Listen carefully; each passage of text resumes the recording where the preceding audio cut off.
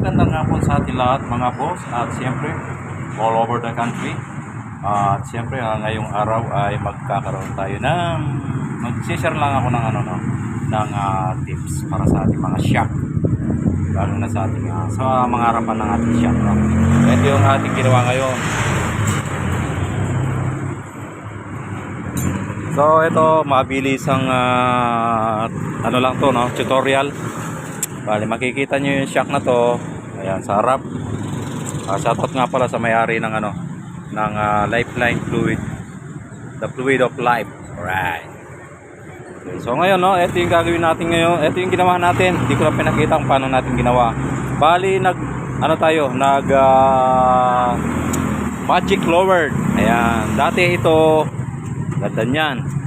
Tapos ang ginawa natin, nag magic lowered tayo, sinakto natin dito. Tapos pag binaba pa yung center stand yan, bababa pa yan. Bali dito na yung maglalaro. So kahit hindi na kayo magbaliktad ng shock, menos gastos. Yan. So ibababa natin.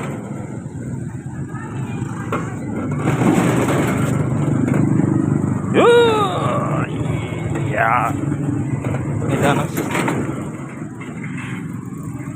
Oh, yun oh.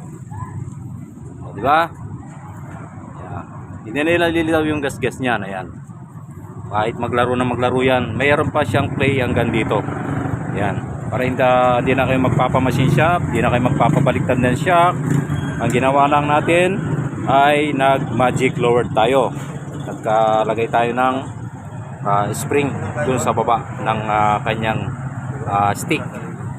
So, nag-lower lang siya ng konti, pero okay na yan.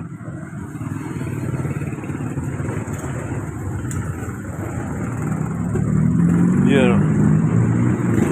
Oh, na. Oh, yan. Patras pa, oh. Oh.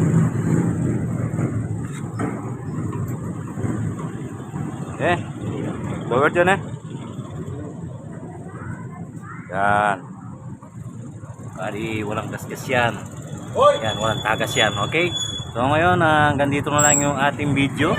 Thank you for sa ating manonood. Dito na lang po yung ating video. Simple technique sa mga ating shock. Iwas tagas. Okay?